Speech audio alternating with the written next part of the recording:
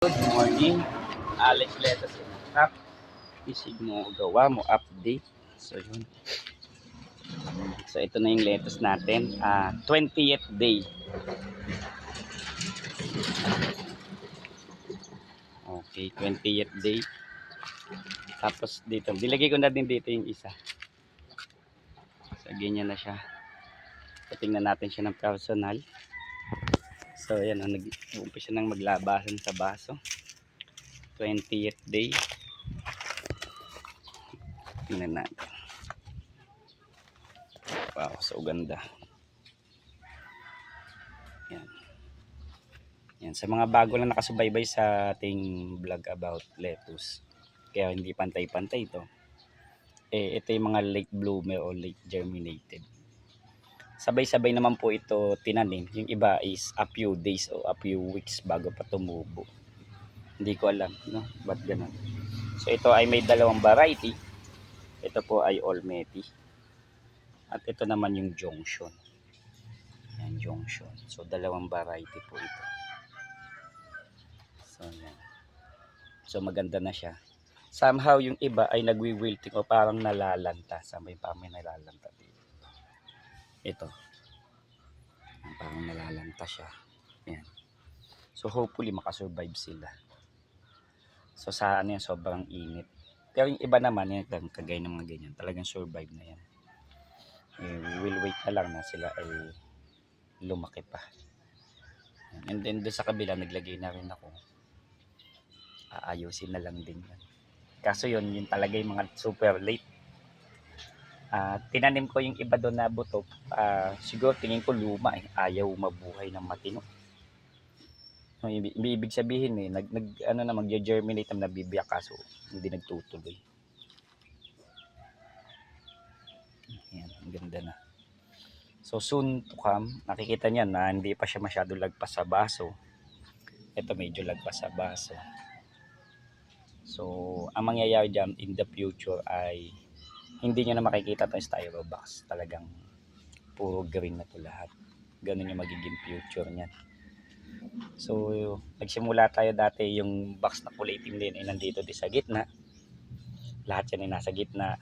So yung nagsimula tayo day 3. Tapos sumunod dalawang box na lang to, and then itong nasa gilid ito, tsaka to nasa dulo. Yan, ito lang yung dalawang naka grow box na full load sa loob ng solution. So yun. And then naisipan ko na gantuhin na siya dahil gusto ko maganda na siyang tingnan. Tingnan naman guys. Ang ganda. So hindi na siya kailangan diligan. So may solution na siya. Nutrient na nasa tubig na rin. Talagang growing na lang ang gagawin niya. So hindi rin siya, malamig din yung temperature niya. Ang ganda. So kahit summer pwede ako magtanim kung ganito yung method. Pero kung ikay NFT o yung nakatubo, yung naka-downspout, alanganin ka makabuhay gawa ng iinit yun. Maliban na lang kung yung downspout mo insulated o yung naka-styro din o naka-insulated siya. Pero the best, even summer mag-grow ng ganito. Kratky method. Even yung mga nagtatanim sa lupa, hindi sila makakabuhay sa kanya sa sobrang init. Kaya pag ganito sobrang init, bihira yung nagtatanim ng lettuce in a hydroponic way. Marami silang paraan para makabuhay, lalo sa NFT. NFT kasi iba nilalagyan nila ng yelo yung reserva nila, no? Para lumamig yung dumadalo na tubig na solution. Ito hindi mo na kailangan. Ang problema din kasi doon, kailangan mo din kasi ng pump. Yun, dagdag kuryente, lalo nga tumatas ang kuryente. So doon tayo sa tipid, no? So I love Kratky method kasi wala ka ng kuryente, less ano. Yung nga lang hindi siya kasing bilis ng growth sa NFT. Kasi sa NFT may kasi siya aerator o maganda yung hinga ng ugat, nakakahinga.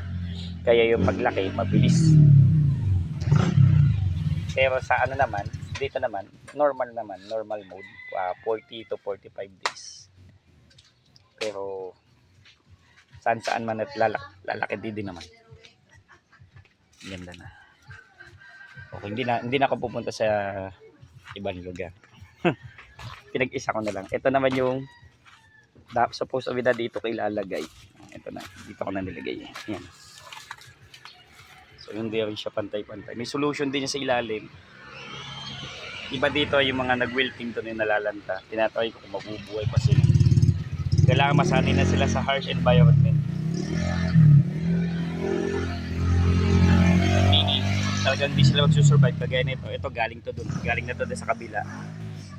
Niligay ko na dito para kung mamatay siya, di mamatay na siya, palta na lang dito. Okay, yan po yung update 20th day ng Alex Letos in a Cup. Maraming salamat po. PC mo gawa mo. Don't forget to subscribe.